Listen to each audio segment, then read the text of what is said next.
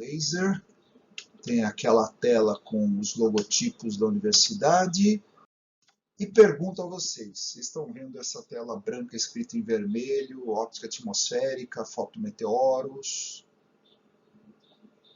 Ótimo! Então começaremos a partir daqui.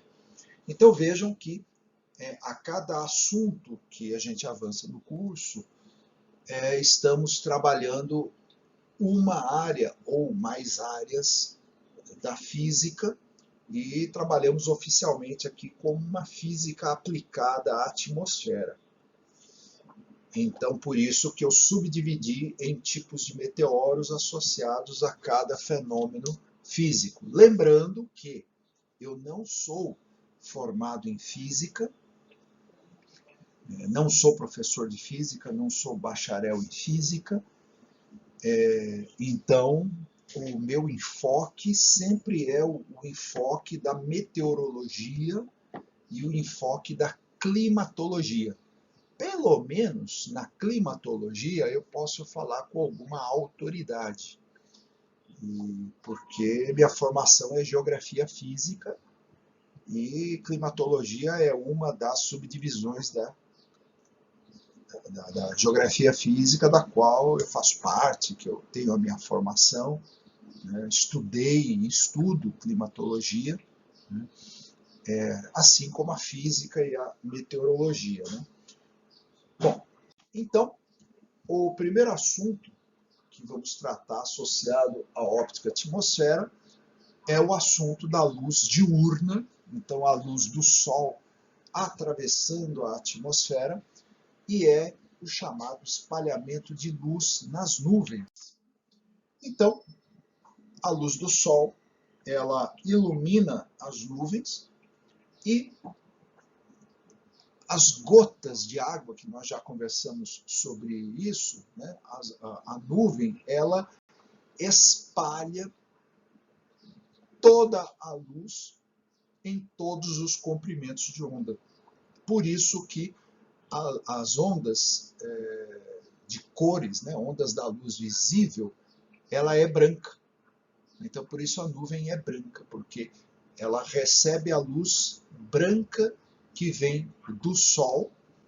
Claro que o Sol ele tem um tom mais amarelo para os nossos olhos, mas a nuvem recebe toda a luz branca do Sol e espalha. Então, esse é o primeiro fator. Pronto, acabou. Acabou já esse item. Segundo item, agora as nuvens noctilucentes, ou seja, nuvens visíveis à noite. Então, é o mesmo fenômeno de nuvens espalharem a luz branca, mas essas nuvens são especiais. Então, eu vou ler o que está escrito nesse PowerPoint e fazer os devidos comentários. Então, são nuvens de cristais de gelo visíveis durante a noite.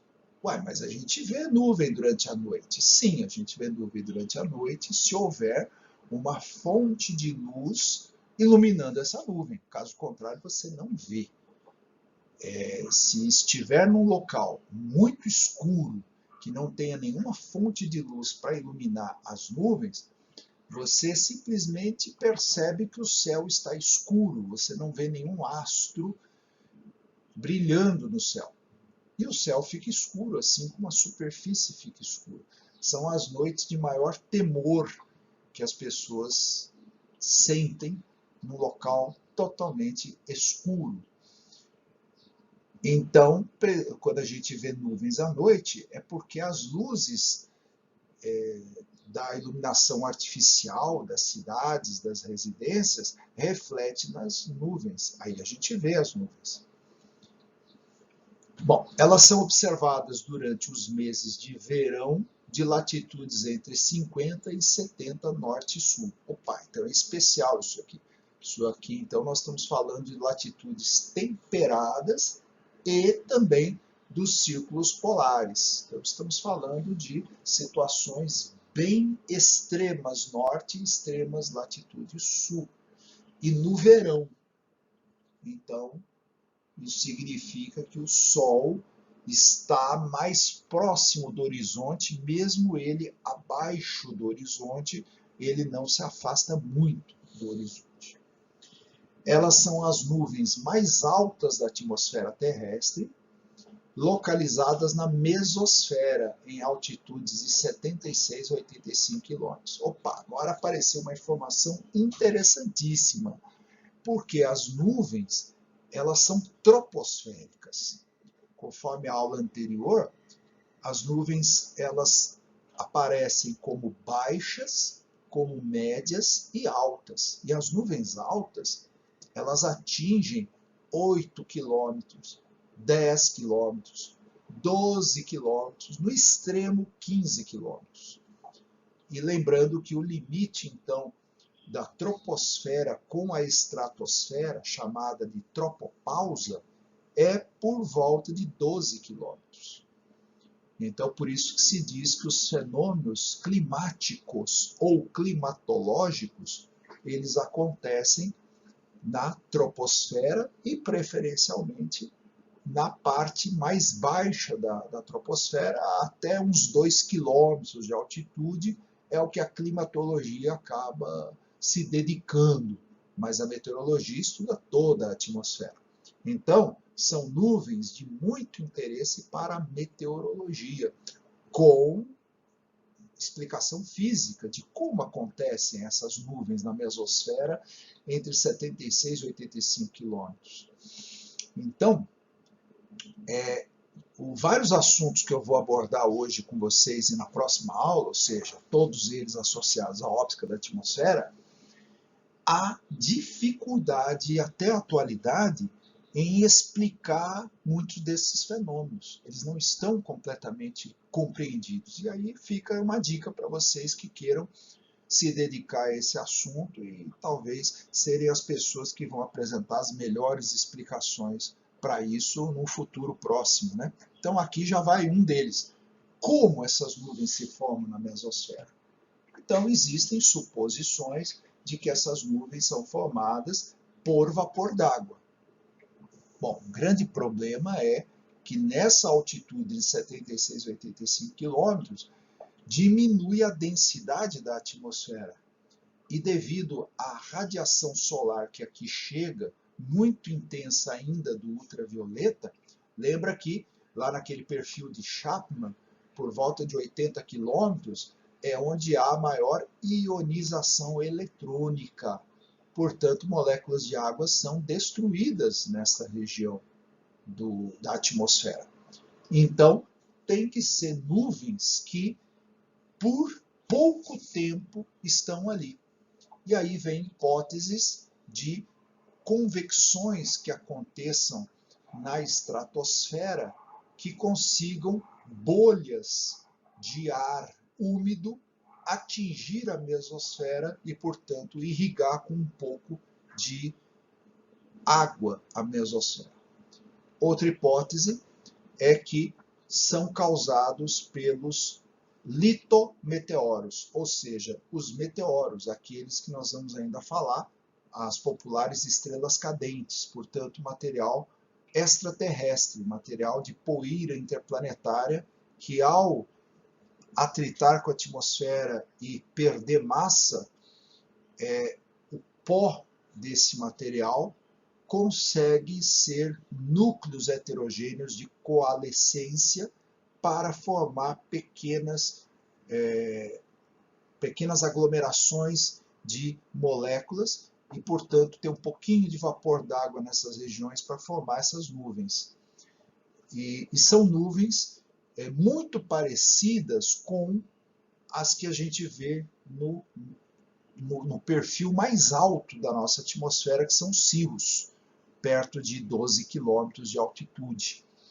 Então tem essa hipótese da entrada de material extraterrestre. Mas fica também a ideia de que, de vez em quando, algumas janelas, entre aspas, de bolhas de ar úmido conseguem chegar na mesosfera por fenômenos ainda mal explicados.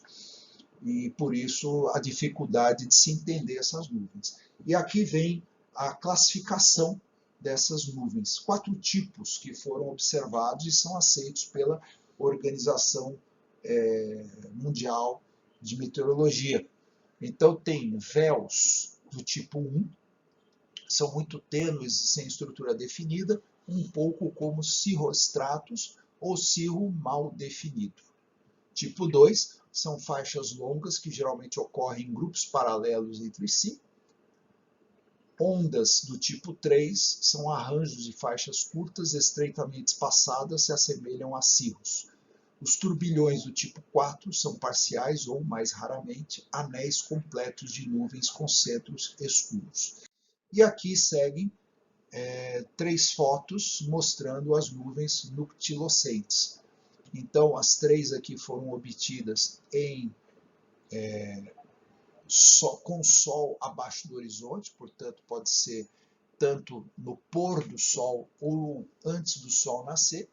Então, a gente consegue ver um pouco de luz na paisagem nessas 3 fotos e aparece o céu, portanto, com o famoso laranja avermelhado no horizonte e nuvens tipo cirros, mas essas nuvens estão muito altas. Para um observador pouco treinado, não vai conseguir distinguir as nuvens noctilescentes dos cirros.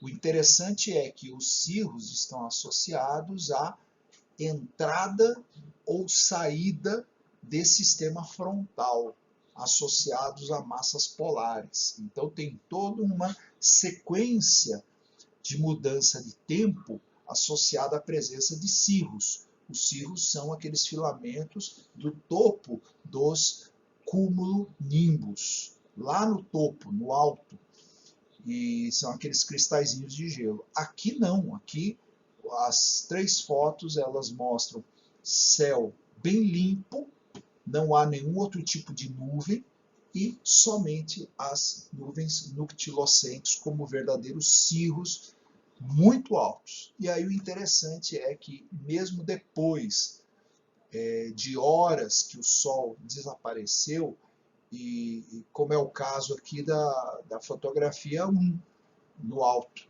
que não tem mais esse clarão alaranjado no horizonte.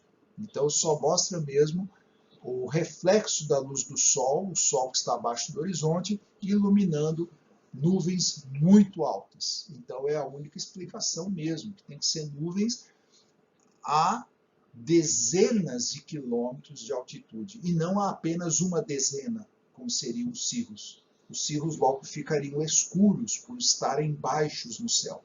Aqui estamos falando de nuvens entre 7 e 8 dezenas de quilômetros de altitude, por isso ainda reflete a luz. Então tá aí, é uma dessas coisas que merece melhor explicação. Dispersão de Rayleigh.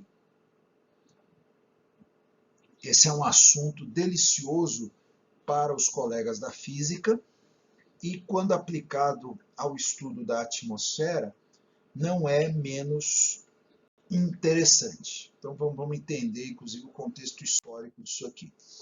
Bom, desde a época de Isaac Newton, se sabe, por inclusive experimento feito por ele, de que a luz branca, ao passar por um objeto que refrata e talvez até reflete em algumas situações, mas refratar a luz é desviar o caminho dela, né?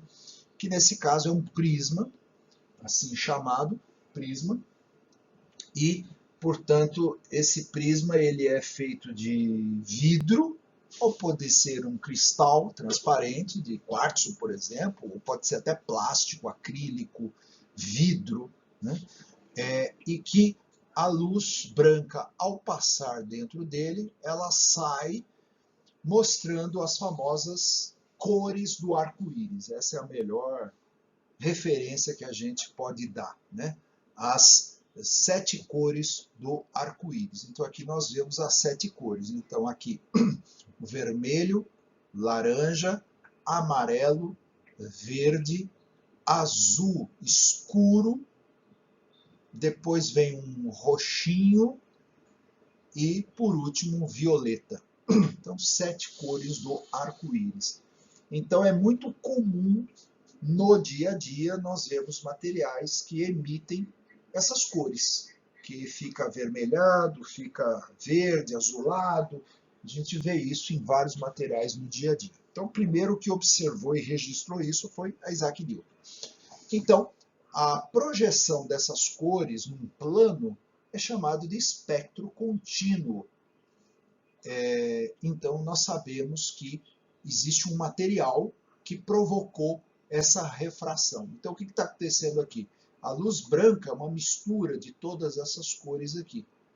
E, ao passar dentro do prisma, saiu de um ambiente aqui que seria o ar e penetrou num corpo, pode ser um vidro, um cristal de quartzo, um plástico, um acrílico, que é um meio que oferece maior resistência à travessia da luz. E com isso, cada cor tem uma velocidade diferente, é um comprimento de onda diferente, e essas cores elas foram freadas dentro desse material que é o prisma. Então, como o vermelho é o comprimento de onda mais largo, ele sofre menor perturbação, por isso ele é o primeiro a sair, porque ele desvia melhor das partículas que formam esse prisma. Ao passo que o violeta, ele é o comprimento de onda mais curtinho, então é aquele que enfrenta maiores obstáculos e sofre maior desvio. Por isso ele é o último a sair e por isso é o comprimento mais desviado. Quando se abre o espectro, os dois ficam na extremidade, o vermelho de um lado, o violeta do outro. E os outros cores são intermediárias. Então, nós temos materiais na atmosfera terrestre que todos eles funcionam com o prisma. Então, as moléculas de nitrogênio, as moléculas de oxigênio, as moléculas de água e água líquida ou água vaporosa, que também são gotículas de vários tamanhos, isso é importante, gotículas de diversos tamanhos, e água congelada, formando cristais de gelo de diferentes formas. Então, há uma diversidade razoável de prismas.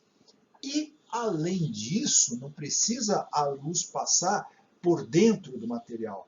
A luz pode contornar o material. Exemplo, os litometeoros, que são grãozinhos de poeira, os chamados aerossóis. A luz não consegue passar por dentro deles. Eles são partículas sólidas e são opacas, não passa a luz. Então a luz tem que desviar. Então o tamanho do grão pode bloquear o violeta, o roxo, o azul, o verde e por vezes não bloqueia o amarelo, o laranja e o vermelho, que tem comprimentos de onda maiores e conseguem desviar as partículas. Então, por isso que nos pores de sol e no sol nascente, como nós vamos ver, o céu fica vermelho, laranja, amarelo, que são os comprimentos de onda que conseguem desviar dos grãozinhos de poeira, por exemplo. Né? Muito bem. Então, só que nós também precisamos entender o que acontece com o violeta, o roxo e o azul, que são comprimentos de onda maiores e que também há moléculas que conseguem absorver essas radiações e reemiti-las, ou refleti-las, ou bloqueá-las a ponto de desviar. Então, como são comprimentos de onda menores, violeta, roxo e azul, não conseguem passar por moléculas pequenas que têm o mesmo comprimento que o comprimento de onda do azul, do violeta e do roxo. Então vamos ver o que acontece nesse caso. É o texto desse PowerPoint agora, dessa tela. Então diz aqui, a dispersão de Rayleigh é a dispersão da luz ou qualquer outra radiação eletromagnética pelas moléculas de nitrogênio e de oxigênio. Olha aí que interessante. São as duas composições principais da atmosfera terrestre, nitrogênio e oxigênio, muito menores que o comprimento de onda dos fótons dispersados. Olha aí, que interessante. Então, o nitrogênio e oxigênio são menores que os comprimentos de onda do azul, roxo e violeta. A dispersão de Rayleigh da luz solar na atmosfera é a principal razão pela qual o céu é azul durante o dia e vermelho alaranjado no poente e no nascente do Sol. E mais a seguinte informação: o Sol, a Lua e os planetas ficam vermelho-alaranjados próximos ao horizonte. Isso se deve à dispersão Rayleigh. Então, aqui a primeira ilustração explicando esse fenômeno. Então, tem aqui a Terra, uma camada exagerada aqui da atmosfera, e tem os raios solares chegando aqui. E aqui, para facilitar o entendimento, eles já estão separados pelo vermelho, laranja, amarelo, verde, um azul claro agora, o que seria o azul escuro é o roxo e, por último, o violeta. E aqui mostra a luz dispersada, portanto, que ela vai se espalhando aqui. Mas veja que nesse desenho, o vermelho, o laranja e o amarelo, eles conseguem atravessar livremente a atmosfera. No entanto, o verde, o azul, o roxo, o violeta, eles são dispersados pela atmosfera. Então, a nossa atmosfera funciona como um filtro que não deixa as radiações como o violeta, o roxo, o azul passarem. Então, é um filtro natural para essas cores. Além disso, a nossa atmosfera ela também polariza a luz do Sol. Então é importante entender isso, que a nossa atmosfera, ao mesmo tempo que funciona como um filtro, ela também funciona como um polarizador. O polarizador, a ideia básica é que a luz ela pode seguir como uma onda tridimensional que vibra em várias direções, por conta do campo elétrico e do campo magnético, ela vibra em várias direções. E, com isso, ela está circulando livremente fora da Terra, no sistema solar, desde que sai do Sol. Mas, a partir do momento que ela penetra a atmosfera ela polariza a luz. O que é isso? Ela não deixa a luz passar se não for numa determinada direção do comprimento de onda. Então, a atmosfera também retém boa parte da luz que chega do Sol na forma da polarização. Então, primeiro a atmosfera polariza, só passa uma direção de comprimento de onda, que pode ser uma polarização vertical, uma polarização horizontal, e depois ainda filtra. Então, nesse outro desenho, está mostrando aqui passando comprimento de onda vermelho, laranja, amarelo. O verde não chega tão bom assim na superfície, ele também vai se extinguindo, mas o roxinho aqui, o violeta e o azul, são os que mais são prejudicados. Então, mostra aqui a atmosfera com um monte de bolinhas aqui e várias setinhas mostrando a maior eficiência com o azul e também com o violeta, mas principalmente com o azul, que é em maior quantidade espalhado.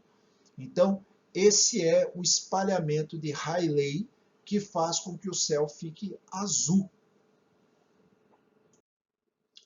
Aqui mais uma ilustração, mostrando aqui a questão da cor do céu. Então está lá o Sol emitindo as 7 cores do arco-íris, entrando como luz branca na atmosfera, chega aqui no limite da atmosfera, o azul é espalhado em todas as direções e passa com maior eficiência o laranja, o vermelho e o amarelo. Por isso, inclusive, que a gente vê o Sol mais amarelado, porque o verde também é bastante segurado, o azul também é bastante segurado na atmosfera, né? Então aqui tem um texto que diz assim: o céu visto da Terra é azul porque nossa atmosfera dispersa predominantemente o azul, que é a cor que vemos olhar para o céu. Predominantemente significa que não é exclusivamente o azul, porque também nisso o roxo, o violeta é dispersado, o verde em parte é dispersado, ele chega a menos. Então, por isso a gente vê o Sol como uma mistura de cor do vermelho, do laranja, o amarelo, predominando o amarelo, e é um amarelo claro, a cor do Sol, que não é verdadeiramente a cor do Sol no espaço. Ele é um tanto mais amarelo, mais forte, né? E aqui uma outra ilustração mostrando o Sol avermelhado ao entardecer. Então aqui tem dois fatores acontecendo. Então está aqui o Sol no alto da atmosfera, então tem aqui a Terra, uma pessoa na superfície da Terra, tem um horizonte paralelo aqui, a famosa Terra plana, né? Mas só para um observador pequenininho aqui. Então ele tem uma quantidade de atmosfera acima da cabeça dele e que está passando aqui principalmente o vermelho e o amarelo e o laranja, e o azul fica bloqueado, então a atmosfera está azul. Agora o Sol está no horizonte. Então o que aconteceu aqui? Existe uma espessura maior de atmosfera do horizonte até a pessoa. Por quê? Da gente para cima, nós temos toda a espessura da atmosfera. Vamos colocar, para facilitar, 100 quilômetros, porque a espessura da atmosfera pode variar de acordo com o que os autores estabelecem. Vamos estabelecer 100 quilômetros para facilitar. Quando nós olhamos o Sol no horizonte, são os 100 quilômetros da espessura da atmosfera mais a distância de onde nós estamos até o horizonte. Então aí se soma pelo menos mais uns 12 quilômetros ou até 18 quilômetros, dependendo da distância que a pessoa está ao horizonte, porque depende muito da altitude também que a pessoa está. Mas pode variar de 5 a 18 quilômetros a distância que a pessoa está do horizonte. Então é isso mais 100 quilômetros. Então, de fato, no horizonte, o Sol atravessa uma espessura maior de atmosfera. E com isso o Sol, a Lua, os planetas ficam mais avermelhados, porque tem uma maior dispersão da luz desse astro. Então, o efeito Rayleigh é mais intenso. Então está escrito aqui, ó, quanto maior a espessura da camada de atmosfera, tanto maior é a dispersão da luz que a atravessa. Eu me lembro que, pelos 40 anos que eu vivi em São Paulo, era muito comum, logo faltando uns 15 graus para o Sol chegar no horizonte, que ele ganhava a coloração laranja. E depois ele ficava muito avermelhado no horizonte, e de maneira que a gente conseguia observar tranquilamente a luz do Sol, né? O perfil do disco do Sol avermelhado. E aí a quantidade de vermelho ou laranja que o Sol ficava já dava para a gente uma ideia da quantidade de poluição na atmosfera paulistana, que sempre foi bastante. Aqui em Goiânia, nesses mais de 13 anos que eu estou, eu tenho encontrado dificuldade para observar o Sol poente, que é o Sol que eu consigo ver aqui da minha casa, não vejo o Sol nascente, porque tem menos poeira no horizonte. Então o Sol aqui em Goiânia, eu vejo ele se pondo lá para os lados de Trindade, a partir aqui da minha casa, que eu moro no setor oeste, e ele ainda chega no horizonte bastante amarelado, levemente alaranjado. Diminui pouco a luz do sol, o que significa que há menos poeira aqui em Goiânia. Bom, agora aqui tem algumas informações nessa ilustração aqui, que ela está dedicada ao sol avermelhado ao entardecer ou o sol nascente. Então tem uma fotografia mostrando o sol lá no horizonte bastante achatado, que isso é um fenômeno associado à refração atmosférica, esse achatamento da luz do sol, e ele fica mais largo dos lados e achatado em cima e embaixo, e ganhando uma cor vermelho alaranjada a ponto de poder ser fotografado aqui tranquilamente. E uma outra fotografia mostrando uma paisagem após o sol ter se posto, onde a gente percebe bem rente aqui ao horizonte o laranja e depois mais para cima tons mais claros tendendo ao escuro de azul até se tornar um azul escuro, quase preto, né? E o diagrama aqui mostra a mesma situação que nós vimos antes, que é aquela do sol avermelhado no horizonte e o sol amarelado para cima, né? Mesma coisa. E agora tem um gráfico aqui mostrando na vertical a dispersão versus no X a cor da radiação. A cor da radiação é dada pelo lambda, o comprimento de onda. Então aqui tem o vermelho, o laranja, o amarelo, o verde, o azul, o roxinho e o violeta. Então a gente vê aqui pela forma de Rayleigh para dispersão seletiva na atmosfera que o D maiúsculo da dispersão é igual a uma constante K dividido pelo comprimento de onda lambda elevado à quarta potência. Então com isso o resultado é maior dispersão para o violeta, então tem uma barra bem grande vertical para o violeta, uma barra menor, porém ainda muito grande, para o roxo, uma barra um pouco menor para o azul e depois cada vez menor o verde, menor o amarelo, menor o laranja, menorzinho o vermelho.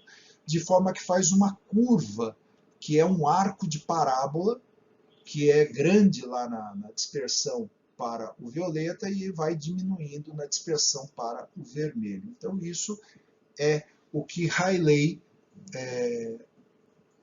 estabeleceu para diferentes materiais, inclusive para a atmosfera. Mas que fique claro, como mais um desafio científico, de que a dispersão de Rayleigh ela não explica perfeitamente toda toda a cor azul do céu. Não explica. Vamos entender um pouco melhor isso aqui. Ó. De novo, o mesmo gráfico, né, dispersão da luz na atmosfera da Terra, com o mesmo arco de parábola da dispersão versus a radiação. E agora aparecem outros dois gráficos. Agora tem um gráfico de emissão de luz pelo Sol. Então tem o fluxo aqui, que é o comprimento lambda, versus... Não, é uma outra letra aqui para o fluxo. O comprimento de onda que é o lambda, né? Vamos colocar aqui um comprimento, um fluxo que pode ser aqui podemos chamar isso aqui de esse fluxo de φ, por exemplo. Então o que a gente vê aqui? Nós vemos agora uma curva normal, como vocês aprenderam na estatística, uma curva normal. E no meio dessa curva normal, a maior emissão ela está com as cores que são bloqueadas. Então, está aqui está no azul e aqui para a esquerda o roxo e o violeta, ainda perto do meio o verde e para a direita aqui o amarelo, o laranja e o vermelho.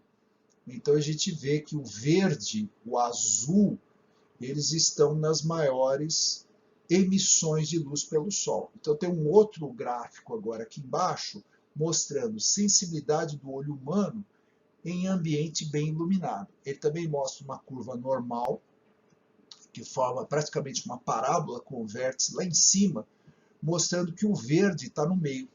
Então o verde é uma cor para o qual o olho humano tem muita sensibilidade. Mas logo vizinho dele está o azul e do outro lado está o amarelo. Então nós temos muita sensibilidade para o amarelo, para o verde, para o azul. E a última sensibilidade do lado direito é o vermelho. E a última sensibilidade para o lado esquerdo é o roxo ou violeta, né? Então, o que acontece é que os nossos olhos eles foram adaptados para serem coloridos e terem maior sensibilidade para aquilo que a atmosfera nos dá menos. Porque aquilo que a atmosfera nos dá mais, que é o vermelho, o laranja e o amarelo, a sensibilidade é um pouco menor. Assim como também ela é um pouco menor para o roxo e para o violeta. Mas o verde, que em parte é bloqueado, e o azul, que é muito bloqueado, a gente tem maior sensibilidade para eles. Então foi uma adaptação natural que se seguiu com o tipo de atmosfera que a gente tem e até o tipo de cor que o Sol tem. Então nós também temos uma sensibilidade boa para o amarelo, assim como temos uma sensibilidade boa para o verde e temos uma sensibilidade boa também para o azul dos nossos olhos. Aqui de novo uma fotografia mostrando o Sol abaixo do horizonte, a dispersão do vermelho ao nascer e ao pôr do Sol. Então está aqui já bem escuro e a gente ainda vê o clarão ali no céu. Isso tudo tem nome, nós vamos já saber isso daí, se não for hoje é na próxima aula, tá? Depois do pôr do sol. E aqui tem um texto que diz, não é apenas a cor azul que é dispersada na atmosfera terrestre, ela apenas é a mais dispersada. A cor vermelha também é dispersada, mas em menor proporção, motivo pelo qual essa dispersão só é bem observada quando o caminho óptico é mais espesso perto do horizonte. Então, de novo, a gente tem uma luz polarizada pela atmosfera, uma luz filtrada pela atmosfera e todos os comprimentos de onda são filtrados. No entanto, os mais filtrados são o violeta, o roxo, o azul, parcialmente o verde. O amarelo, o laranja e o vermelho passam com maior liberdade. Mas quando se soma os aerossóis, a poeira do horizonte, portanto, a espessura do horizonte atmosférico, aí também essas cores vermelho, laranja, amarelo são mais dispersadas, mas não totalmente. Tanto que a gente ainda consegue enxergar durante o pôr do sol e tem também um reflexo aí da própria atmosfera, né? Agora vem o espalhamento MAI, M-I-E, espalhamento MAI. Então, só o Rayleigh não foi suficiente para explicar o azul da atmosfera. Por quê? O céu tem tons diferentes de azul e bem baixo, próximo mais do horizonte, fica um azul muito claro, quase esbranquiçado, ao passo que olhando bem para o alto é um azul mais escuro. São tons que variam um pouco, mas se a gente olhar de pedacinhos em pedacinhos o céu, a gente vai perceber que são tons de azul diferentes. Diferente da gente olhar o conjunto. Então isso foi algo que desafiou a física do século XIX para explicar o que mais acontecia na atmosfera. E já era conhecido o espalhamento MAI. E foi preciso, olha só, Albert Einstein, no século XX, para juntar o espalhamento Rayleigh com o espalhamento MAI e conseguir fazer uma boa explicação de por que o céu é azul, por que nos pôres de sol e no sol nascente fica vermelho, alaranjado, amarelo, e as diferenças de tonalidade de azul no céu. Então veja que desafio para a física é essa explicação da cor do céu. Não é uma coisa simples. Por isso, o Renato Russo, junto à banda Legião Urbana, ele tem uma frase na música Pais e Filhos, que ele pergunta, né, ou ele pede, né, afirmativamente, né, me diz por que o céu é azul. Não é fácil, não é simples, né? Então está aqui agora o espalhamento MAI. Então aqui mostra direção da luz incidente, uma setinha da esquerda para a direita. Tem uma partícula, acontece o espalhamento MAI, mostrando que tem setinha para todas as direções em volta da partícula. No entanto, na direção do fluxo está maior, ou seja, reflete menos quando a luz bate na partícula e volta, ou vai para outras direções, e tem aquilo que passa pela partícula e continua, mas é levemente desviado pela partícula. Então é como se fosse um arrasto na luz provocado pela partícula, né? E aqui mostra em seguida uma partícula um pouco maior, em que o fluxo que anteriormente estava um pouco mais aberto, ele fica um pouco mais fechado e direcionado bem para trás da partícula. Então, esse espalhamento MAI, ele é bastante interessante para entender direções que a luz acaba seguindo e se concentrando. E isso explicaria o maior embranquecimento do céu ou tons de azul um pouco mais claro no céu, portanto, onde há maior concentração de moléculas no ar e aerossóis, partículas.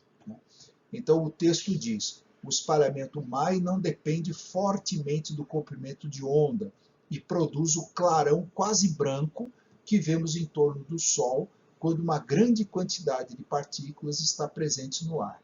É o espalhamento MAI que também nos dá a luz branca proveniente da neblina. Então aqui ele está colocando as nuvens como um adicional além dos aerossóis, porque até agora eu estou falando para vocês de um céu limpo. Mas um céu com nuvens, o espalhamento MAI, ele é mais eficiente e também ajudaria a explicar o espalhamento causado pelas nuvens é a luz branca, porque ali já chega ao extremo, então, de que há essa interferência das partículas na direção da luz, quando passa por elas, né? E agora aqui comparando os dois tipos de espalhamento. Então, o espalhamento Rayleigh, então tem ali uma partícula muito, muito pequena, que seria uma molécula de nitrogênio ou de oxigênio, ela espalha a luz para todas as direções quase que de forma igual, né? Mas principalmente na direção oposta ao raio de luz, porque ela reflete, e também na direção oposta, é menor em 90 graus, tanto para cima quanto para baixo, né? Mas forma então uma caudinha e na frente fica uma coisa simétrica, né?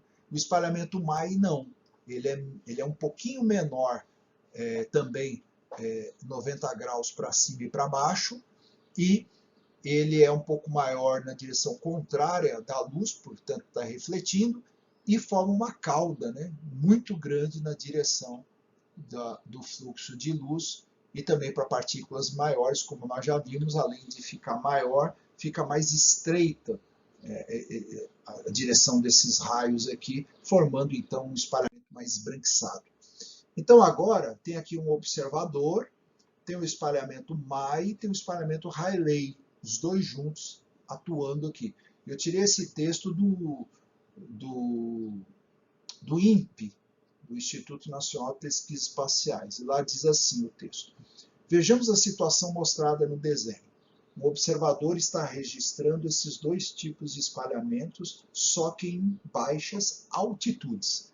Ele praticamente está olhando na direção do raio luminoso incidente, que no caso aqui é o Sol. Se houver uma grande quantidade de partículas em suspensão na atmosfera, o lobo maior do espalhamento MAI, o que ele chama de lobo maior é o que eu chamei de caudinha, né? Tá? O lobo maior do espalhamento MAI, que sempre está dirigido para frente, ou seja, esse para frente é na mesma direção que a luz do Sol está vindo, né? é dominante em relação ao espalhamento Rayleigh. Por que é dominante? Porque o Rayleigh ele espalha para todo lado, por isso que o céu ganha uma coloração azul para todas as direções e menos para o chão, né? Que espalha pelo céu. Uma vez que o espalhamento MAI não depende fortemente do comprimento de onda, quando o observador olha na direção de propagação do raio luminoso, ele verá um brilho branco em torno do Sol. Então é aquela ideia de que, havendo maior umidade no céu, a gente vê uma luz esbranquiçada em torno do Sol, a gente não consegue definir a forma do Sol, né? Uma outra situação, agora mostra aqui um observador que não está na mesma direção do Sol. Então o Sol está mais baixo no horizonte, está havendo aqui um espalhamento Rayleigh, um espalhamento MAI, acima da cabeça do observador. Então agora o observador não está mais na direção do lobo ou da caudinha do espalhamento MAI. Vamos ver o que o texto diz. Vejamos agora outra situação. Se o observador está registrando os resultados de espalhamentos que ocorrem em médias ou grandes altitudes, por exemplo, quase acima de sua cabeça, então ele está olhando para o alto do céu e o Sol está mais no horizonte. O espalhamento Rayleigh é dominante, uma vez que a intensidade dominante do espalhamento MAI está sendo projetada para a frente, em uma direção que não é alcançada pelo observador. Uma vez que o espalhamento Rayleigh favorece fortemente, ou seja, espalha mais, os comprimentos de onda mais curtos, vemos o céu com a cor azul. Então, precisamos dos dois espalhamentos, o Rayleigh e o MAI, para entendermos não só a cor azul do céu, mas também com os tons esbranquiçados de azul claro que o céu aparenta. Agora, uma outra situação, dois observadores na superfície curva da Terra. Então tem um observador, para ele o Sol está mais alto no céu, e o outro o Sol está mais baixo no horizonte, né? Então está dizendo aqui, em resumo, a determinação da cor que vemos depende do ângulo segundo o qual estamos observando a luz. Então, a cor do céu vai depender da altura que o Sol estiver com relação ao horizonte. Então, se ele estiver mais no horizonte, vai ficar avermelhado, como mostra para o observador que está vendo ele no horizonte. Para o outro observador que está vendo o Sol mais alto, ele fica mais azulado. Mas aí torna a repetir. O espalhamento Rayleigh e o espalhamento MAI vão, portanto, fazer com que o Sol fique esbranquiçado em volta, o céu ganhe tons brancos e ganhe tons de azul. Uma outra situação curiosa que tem a ver também com o espalhamento Rayleigh é a iluminação da Lua durante um eclipse lunar total. Então, uma situação em que a Terra não tivesse atmosfera. Então, temos aqui o Sol à esquerda, a luz do Sol iluminando a Terra, então ela terá parte luz, a outra parte seria a noite, está faltando por a parte da noite aqui, e a sombra da Terra projetada no espaço aqui à direita. E a Lua, bem menorzinha do que a Terra, esse desenho está fora de escala de distância e fora de escala de tamanho também, mas a Lua que ao atravessar a sombra da Terra, a Lua fica toda escura. Isso é o que normalmente as pessoas esperariam, porque quando se explica um eclipse total da Lua, é assim que se fala na imprensa, é assim que alguns astrônomos descuidados também falam, né? Mas não é isso que acontece havendo atmosfera em volta da Terra. É o que o desenho seguinte mostra. Agora tem atmosfera. Então, o que acontece? Numa lente esférica, então tem aqui o desenho de uma bola de vidro e a luz passando aqui por essa bola de vidro. Ela funciona como uma lente esférica. Então, na lente esférica, a luz que vem iluminando toda a lente, ela é desviada, então é a primeira refração que acontece, é o primeiro desvio, e ela é mandada para uma região um pouco menor dentro da lente. Ao sair da lente, ela sofre mais uma refração, e assim a luz é concentrada num ponto. Então, quem já brincou com lupa, concentrando a luz da lupa para queimar uma folhinha seca, já viu esse efeito. Então, que a luz concentra. Então, uma lente esférica faz isso. E aqui tem uma gota esférica, uma foto de uma gota de água uma gota esférica, mostrando que as gotas funcionam como lentes esféricas, como nós vamos ver daqui a pouco. E, portanto, a luz do Sol, quando passa pela atmosfera, ela refrata, mas ela continua iluminando a sombra da Terra.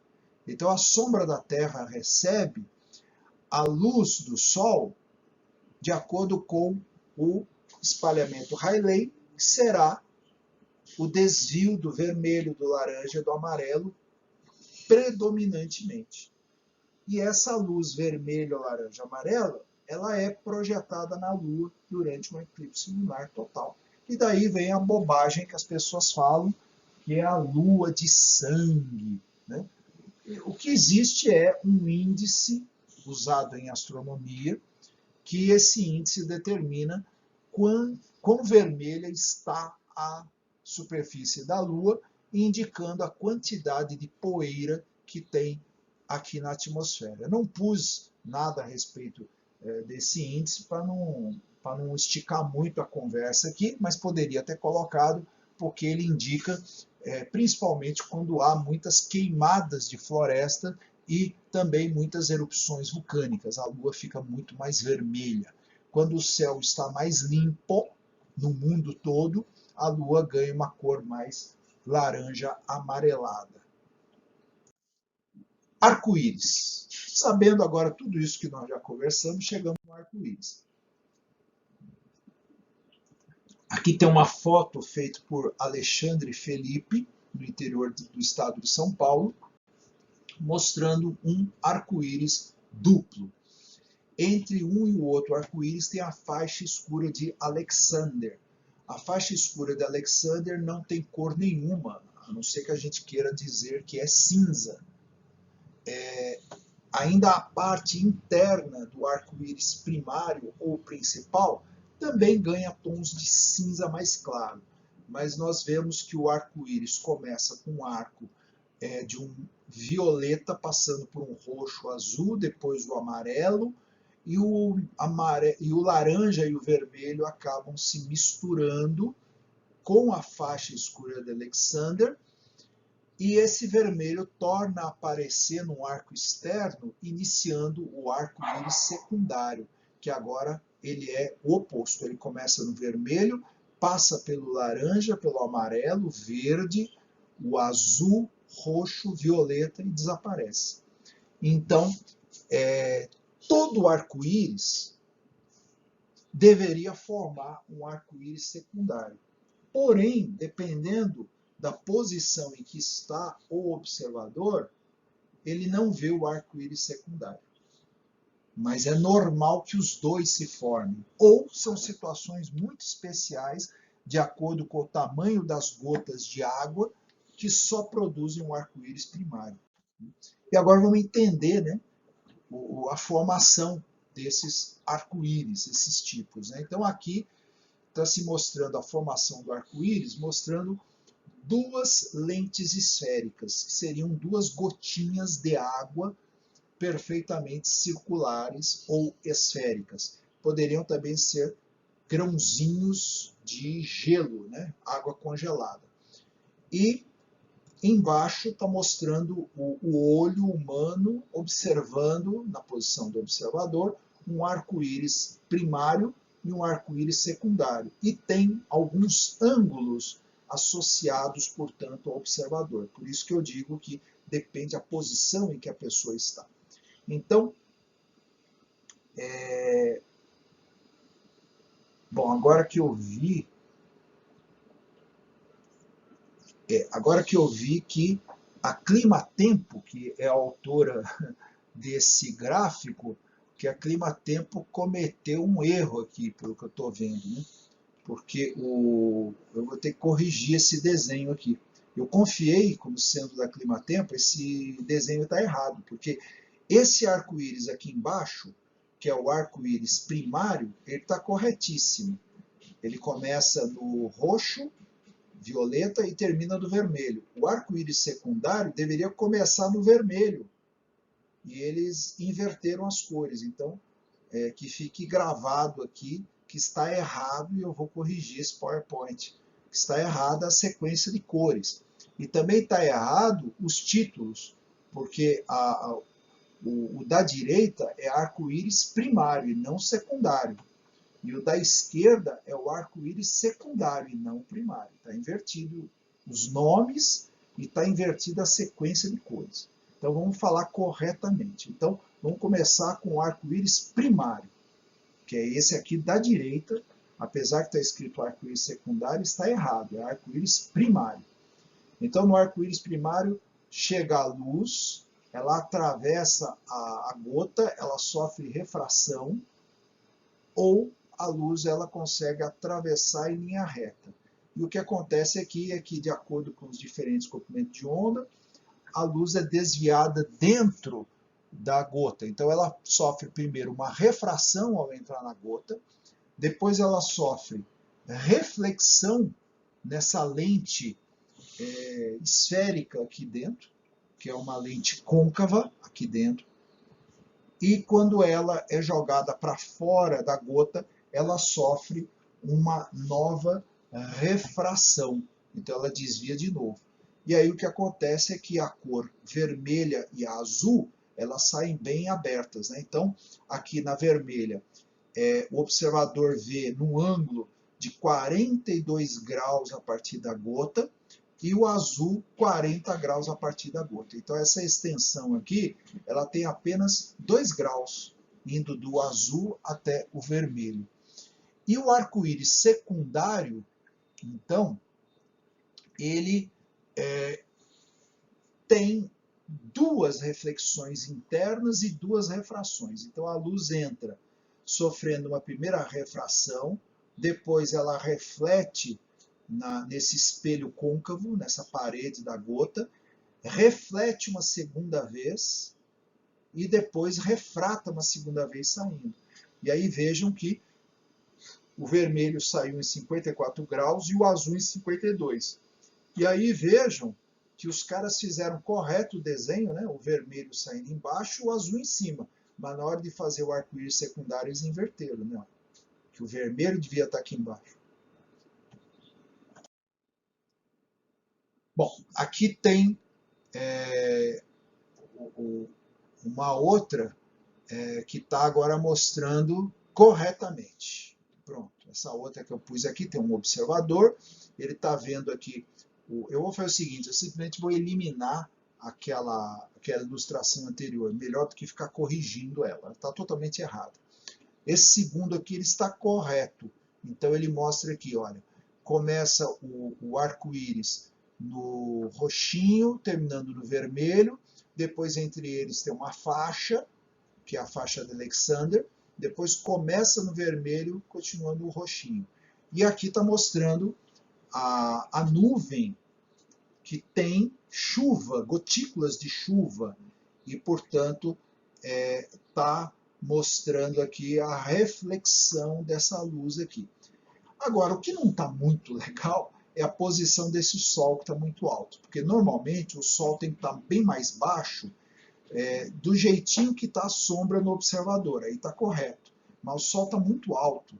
Normalmente o arco-íris forma com o Sol bem mais baixo e por vezes, né, pode também a chuva, bom, a chuva tudo bem, ela está na posição certa, né? Então nós vamos ver, por exemplo, assim, o Sol está nascendo e tem uma chuva no oeste, então nós vemos o arco-íris no oeste. O Sol está se pondo e tem uma chuva no leste, então nós vemos um arco-íris no leste, né? Então o arco-íris sempre indica que ainda tem chuva em algum lugar, né?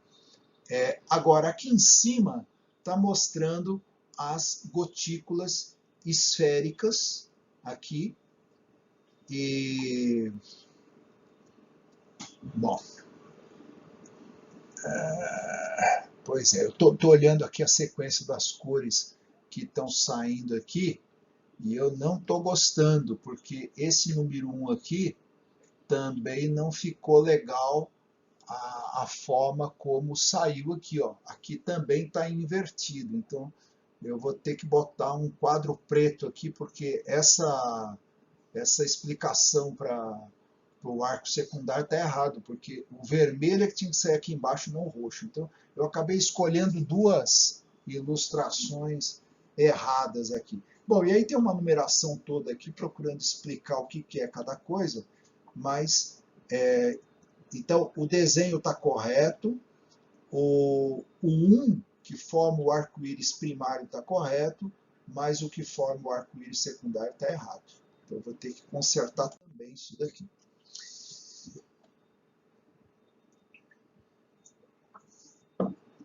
Bom, e agora, para título de curiosidade, vejam que há 12 tipos de arco-íris, porque dependendo da posição que o observador está, ele deixa de ver algumas cores.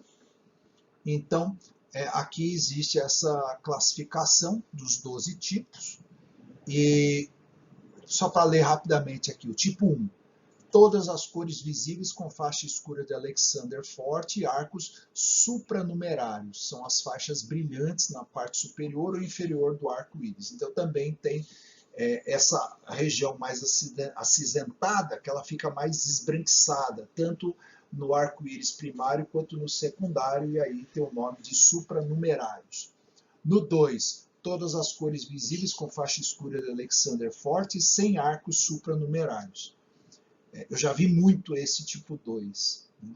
3. Todas as cores visíveis com faixa escura de Alexander fraca e arcos supranumerários. 4. Todas as cores visíveis com faixa escura de Alexander fraca, sem arcos supranumerários. 5. Sem violeta e sem azul. Bom, do 5 ao 12, esses eu nunca vi, né? Sem violeta ou sem azul. 6, sem o verde. 7, sem violeta e sem azul. 8, sem azul e sem verde. 9, apenas azul e vermelho. 10, apenas amarelo e laranja meio avermelhado. 11, apenas vermelho. Tem até uma foto bonita aqui do 11, um arco-íris só vermelho. E o 12, anômalos ou outros tipos que não se encaixam em nenhum desses. Então veja que tem uma ciência dos arco-íris de acordo com as gotículas, né? Continuando esse assunto, mas de um outro jeito, agora as nuvens iridescentes, ou chamados arco-íris de fogo, que é a irisação das nuvens. Certamente muitos de vocês já viram, mas nunca se deram conta.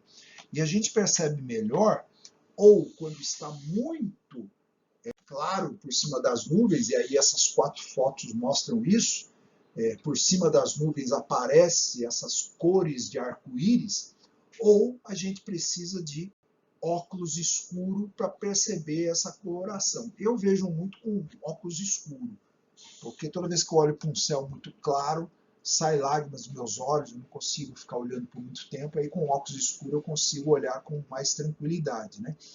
E tem aqui 3 situações que formam essa irisação por cima de nuvens cúmulo-nimbus.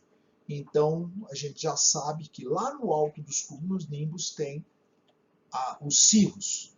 E esses cirros são formados por cristais de gelo. Então, é a luz branca do Sol passando pelos cristais de gelo e espalhando os diferentes comprimentos de onda. Tem uma outra foto aqui que mostra uma nuvem baixa, mas ela deve ter gelo suficiente para fazer com que um pedaço dela fique vermelho, outro laranja amarelado, outro verde azulado. E até um roxinho aparece aqui. Então, nuvens de cúmulos baixos também podem apresentar isso daí, dependendo da situação. Mas nesse caso, a gente olhando melhor, tem uma nuvem mais escura lá atrás. Então ela também é o topo de um cúmulo-nimbus. Então veja como engana, né? Agora, halos solar e lunar. Certamente vocês já viram isso daqui. Essa é uma foto feita por Ciristiano Ferreira em Iapu, Minas Gerais. Tem aqui um pedaço de um poste aqui, tem a parte da iluminação aqui, tem os fios como referência, né? E está mostrando no centro o disco solar, que a luz está bastante diminuída a ponto de conseguir fotografar, forma o halo solar em volta.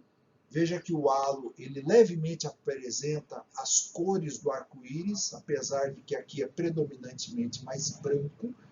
Quando apresenta bem as cores do arco-íris, isso é chamado de corona, que é diferente do halo, que nós já vamos ver. E são nuvens cirrostratos. Então, as nuvens cirrostratos, elas indicam mudança no tempo. Geralmente, a entrada de uma massa polar seguida, então, ou melhor, o contrário, a entrada de uma frente fria seguida de uma massa polar. Então, os cirros vêm na frente, depois formam os cirrostratos e depois o cirrocúmulo.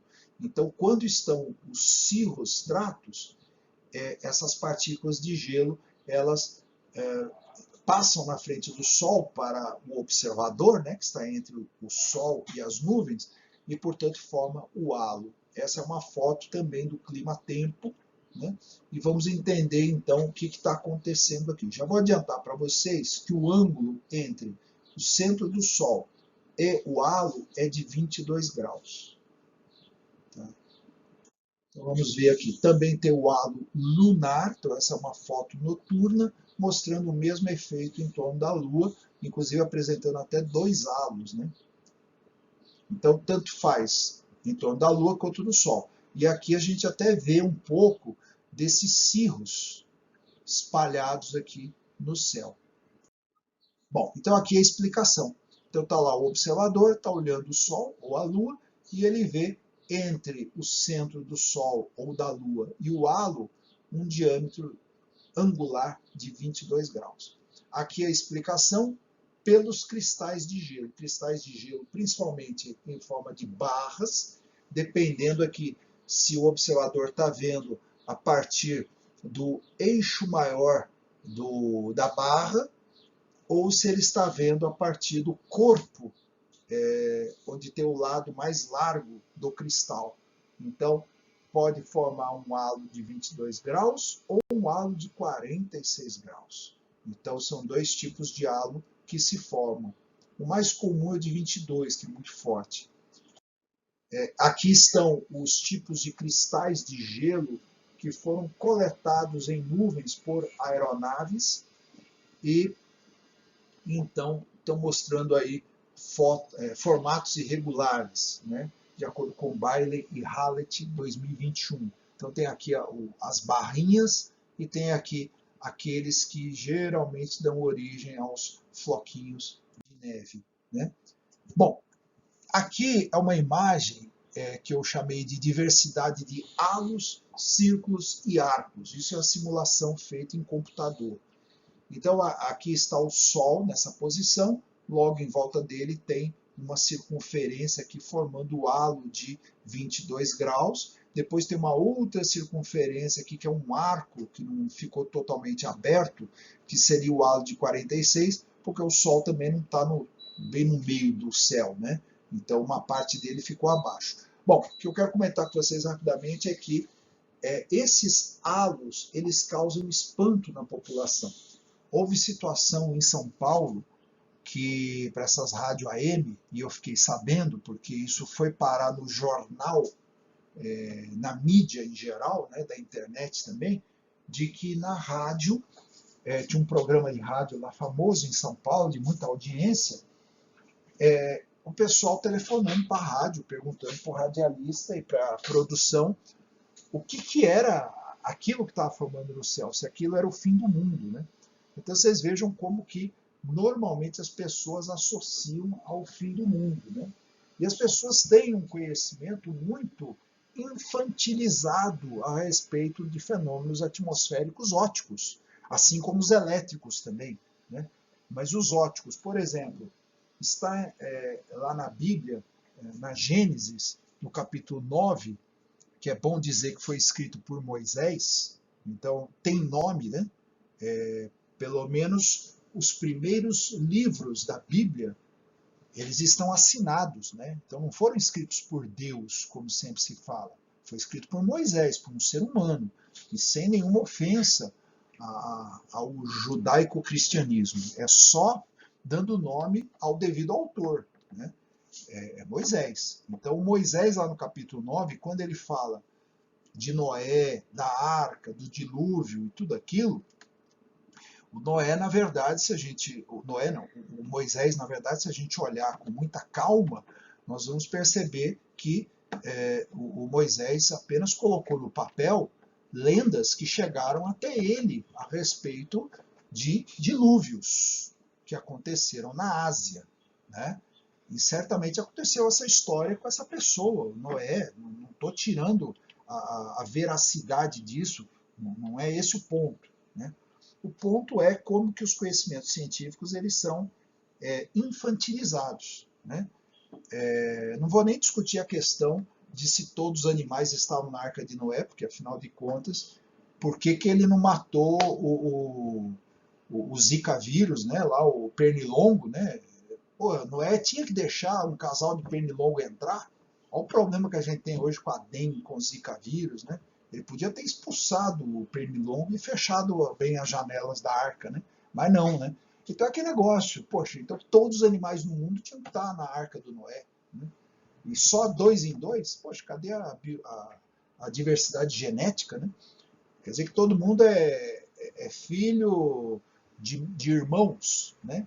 Que cruzaram entre si. Poxa, isso dá um problema genético muito sério. Então, assim, não fecha, né, essas histórias, né?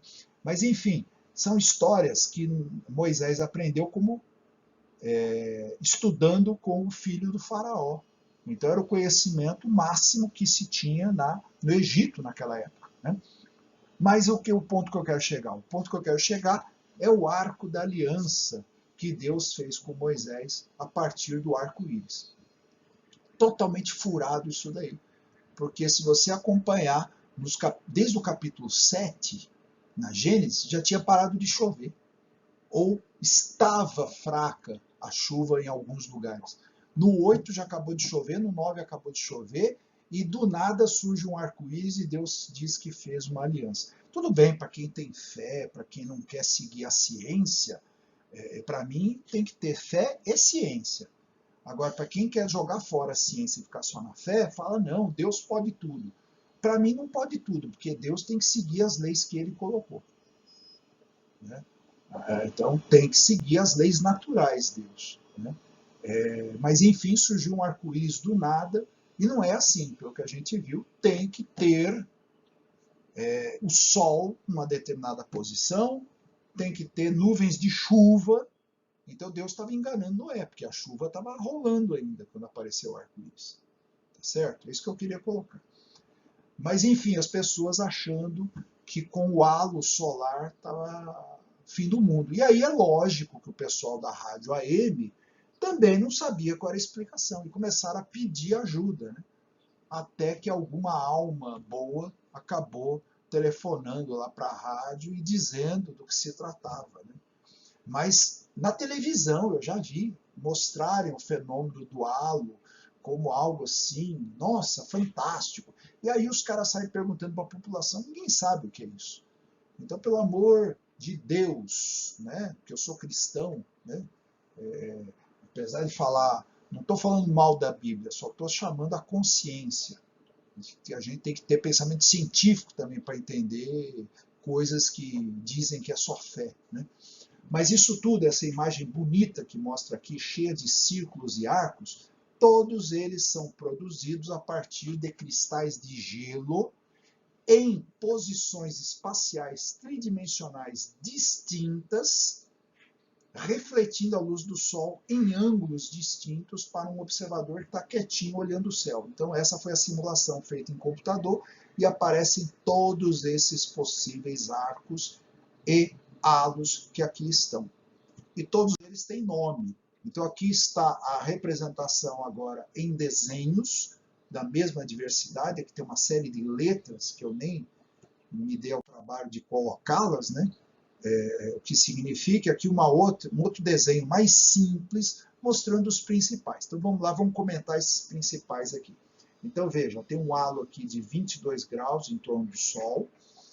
Tem aqui em volta o circo parélico.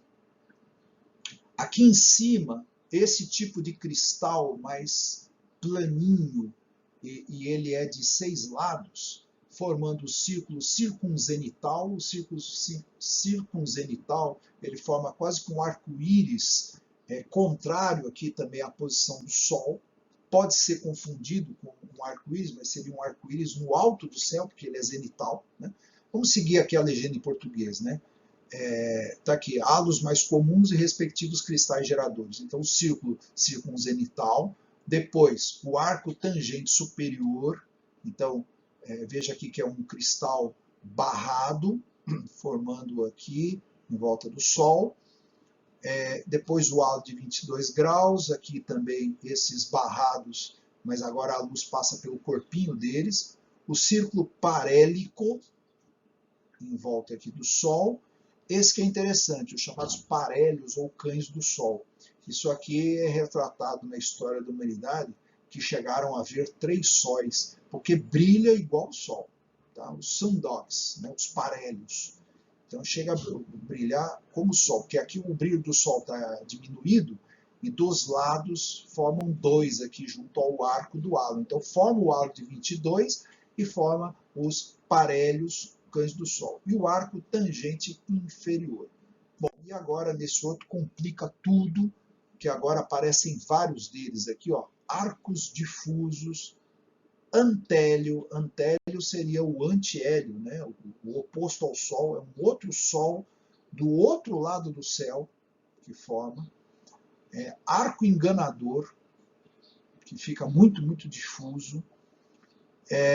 Parélio de 120 graus, seria um outro cão solar, um pouco mais afastado. Arco subhélico, arco de Hesting. Esse arco de Hesting, esse arco de Wegener que forma aqui, eles são mais difíceis de ver e acontecem em situações especiais, eles são mais raros. Arco supralateral, halo de 46 graus, arco infralateral, arcos de Perry, que são supra e infralaterais, que são bem brilhantes aqui por cima do Sol, e o arco hélico. Bom, e essa é uma fotografia maravilhosa feita numa estação de esqui, cujo céu está cheio de cirrostratos e também tem as famosas máquinas de gelo no esqui que ficam pulverizando os cristais de gelo mais sequinho para ajudar na formação da pista, né? Então, foi feita essa foto aqui, que mostra o Sol ali, e um monte de halos e arcos. E aqui na próxima dizendo quem é quem, né? Então, essa foto foi feita por Michael Schneider, em 30 de novembro de 2019, Hornli, Arosa, na Suíça. E aqui, então, está mostrando vários halos, vários arcos, e eu quero chamar a atenção para um deles aqui, o arco Moilanen, que esse arco Moilanen, que forma aqui uma parábola com a curva invertida. Bom, na verdade, não tem preferência para parábola, né? O que seria o vértice para baixo, vamos colocar assim, né? A abertura da parábola está para cima. Só se forma esse arco Moilanen em estações de esqui, porque é formado por essas máquinas de gelo, tá? Que jogam esse cristal no ar. Então ela não é natural, tá? Esse arco Moilanen, ele depende muito, muito mesmo da posição do observador e a névoazinha de cristais que estão aqui. Então isso já foi feito em laboratório e se descobriu isso. Ele não é da atmosfera, ele é o fenômeno de alguns metros só produzido pelo ser humano, né? E dá para ver aqui que tem uma poeirazinha aqui na pista, que certamente é das máquinas, né? Mas é uma foto muito, muito bonita, com a grande maioria dos arcos que se formam. E agora vamos ver em detalhes alguns deles. Olha, o arco circunhorizontal, então aqui tem uma foto, o arco circunhorizontal exclusivo. Então aqui temos cirros e temos cúmulos. E no meio dos cirros formou aqui um pequeno pedaço de arco-íris. Ele está paralelo ao horizonte, por isso ele é circo-horizontal. E o outro tem aqui o halo em volta do Sol, e próximo ao horizonte está formando uma coisa esverdeada, na verdade não é esse esverdeado, é esse outro aqui, ó, que esse esverdeado é da lente da máquina fotográfica. Agora aqui, ó, onde está formando esse arco-íris, por isso que eu coloquei um arco vermelho para destacar. Então, olha lá, é um halo colorido e paralelo ao horizonte que ocorre quando a luz entra pela face lateral de um cristal de gelo prismático e hexagonal e sai pela base inferior do cristal. O fenômeno ocorre quando o Sol está em alturas superiores a 57,8 graus, com relação ao horizonte, não podendo, portanto, ser observado em latitudes superiores a 55 graus, nas quais o Sol não alcança essa altura em relação ao horizonte. Então, tem limitação para se observar o arco circo-horizontal. Bom, aqui é um desenho mostrando halos comuns e raros, e nas duas próximas ilustrações eu pus agora os nomes de todos eles, os halos comuns, né? E cada halo desse existe uma teoria geométrica para explicar como eles se formam, que está associada às teorias ópticas de reflexão e refração. De todos eles, o número 9, que está ali pertinho do antihélio, portanto na posição quase oposta ao Sol, chamado de, olha que nome especial, Liljequist parélio. Podem até fazer uma busca no Google Earth depois, Earth não, Google geral, né? Liljequist parélio. Existe dúvida se ele de fato existe. Por quê? Em simulação de laboratório, ele aparece, mas na natureza, as pessoas não têm certeza se aquilo que elas realmente viram é o Liljequist parélio ou não. Então tá aí mais uma coisinha para vocês estudarem na vida, se quiserem conhecer algo que ainda há dúvida. E todos os outros aqui merecem revisões, né? Agora os halos raros. Bom, aí o halo raro, esses então também são muito interessantes de se confirmar a existência deles, né? Alguns com os nomes curiosos, né? Eu já falei aqui arcos de Perry, arcos antélicos de Wegener, arcos antélicos de Hastings, arcos antélicos de Greenler, arcos antélicos de Trickler. Então, são pessoas que viram, acabaram dando nome. Veja o 24, é até difícil de localizar ele, mas ele está aqui no meio da figura, formando aqui arcos, também com uma parábola aberta para cima, né? Que é o arco antélico subantélico, muito raramente visto fora da Antártida. Então tá aí. Tem que ir para a Antártida para ver um negócio desse, ou pegar registros fotográficos disso, né? Outros que estão associados a isso, aqui no pôr do sol, ou no sol nascente, pilar de luz. Então aqui está mostrando um pilar subindo retilíneo a partir do pôr do sol. Tem um arco tangente superior aqui, dois parelhos que seriam os cães solares que se puseram ali também. Então, um pilar de luz que se formou ali, e aqui são fotos de outros pilares de luz. Olha que interessante. Então, forma lá um arco luminoso, como se fosse Deus surgindo no meio das nuvens, né? Ali, ó, vai surgindo o arco ali. Esse está mais nítido com o sol se pondo, formou o arco, e esses outros dois são em áreas muito geladas, formados, portanto, pela luz do sol abaixo do horizonte, e outras ainda podem se confundir até com a luz das cidades. Mas então tem a ver com os tipos de cristais de gelo que estão na atmosfera e provocam isso. Também difícil de explicar esse fenômeno. Esse outro aqui é mais raro ainda, que esse tem muita controvérsia, também merece ser estudado, porque não está definido. Coluna de luz violeta ou luz de Steve, ou aurora falsa de Steve. Nós vamos falar de auroras na aula sobre eletricidade atmosférica. Então forma um arco, né? Não é uma coisa reta igual um pilar, né? E esse Steve é uma brincadeira que fazem, que Steve é alguém que ninguém conhece, né? Então ninguém sabe explicar ainda por que forma essa coluna de luz ou luz de Steve. Existe teoria, mas ainda não convenceu. As coronas, que são muito parecidas com os halos. No entanto, na corona a gente percebe melhor, tanto em volta do Sol, aqui tem um filtro mostrando só a luz vermelha, mas outros tons passando aqui, que a gente percebe o arco-íris, e as outras são da Lua, e a gente percebe nitidamente aqui as cores de arco-íris. Eu já vi muitas dessas coronas, e a gente confunde com o halo, tá? Mas são corona quando a gente vê as cores.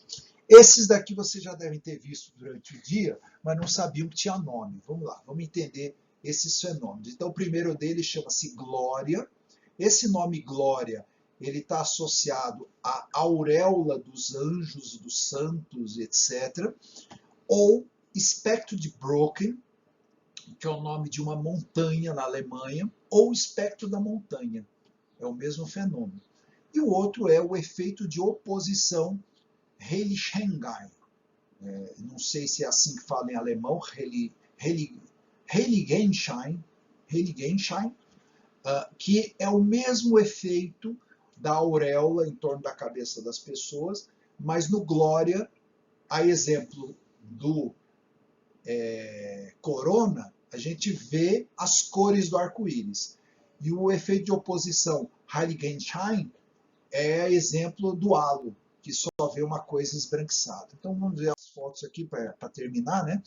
Então aqui está mostrando o Sol numa posição, ali está o observador no alto, e abaixo dele tem nuvens. E a sombra do observador é projetada na nuvem, e a luz do Sol passa pela cabeça, pelo corpo do observador, e também é projetado na nuvem. Só que a luz ela é obrigada por efeitos quânticos de desviar, os fótons têm que desviar desse obstáculo, e, portanto, aparece uma luz esbranquiçada ou uma luz colorida, né? Então está escrito aqui, a sombra é projetada aqui, se você está no alto da montanha, seu ponto antissolar, oposto ao Sol, será visível sobre as nuvens abaixo. Bom, não só no alto da montanha, mas você pode estar voando, e eu já vi isso várias vezes, voando de avião, que a gente vê a sombra do avião projetada nas nuvens, e em volta do avião a gente vê então a glória, ou o espectro de Brocken, ou o espectro da montanha. O nome mais fácil de memorizar é Glória. Aqui um helicóptero e aqui um balão. Então, nitidamente a gente vê as cores do arco-íris. É exemplo da corona. Aqui, na montanha Brocken, na Alemanha, que tem um observatório astronômico, então foi daqui que saiu o nome, e, portanto, o pessoal achava que essa montanha era uma montanha sagrada. Então, esse nome ele é sinônimo de misticismo, de que era a montanha das bruxas, montanha onde devia acontecer sacrifícios humanos e todas as bruxarias pensáveis, etc, etc. E aqui mostrando fotos de pessoas com a glória em volta aí da nebulosidade, em montanhas, numa estrada, num lugar alto, né, que o Sol está por detrás, né? E aqui a explicação do o efeito aí de oposição Heiligenschein, mostrando que seria assim, aqui tem uma gota ou uma partícula e a luz acaba concentrando como se fosse uma lupa, é o fenômeno lupa. Então aqui está um balão, e a pessoa está no balão, viu que tem lá uma claridade em volta, né? E aqui a pessoa fotografando o gramado, e em volta da cabeça dela também forma esse efeito de oposição. Bom, então, esse também é um fenômeno difícil de explicar, o Glória também é difícil. Tem um físico brasileiro chamado Moisés Nussenswein, que foi um camarada que apresentou a melhor explicação para o efeito Glória, que chama-se tunelamento da luz. Não é fácil explicar, precisa mecânica quântica para explicar esse fenômeno de tunelamento da luz. Então não é simples entender o Glória. E mais difícil ainda entender esse oposição de Heiligenschein.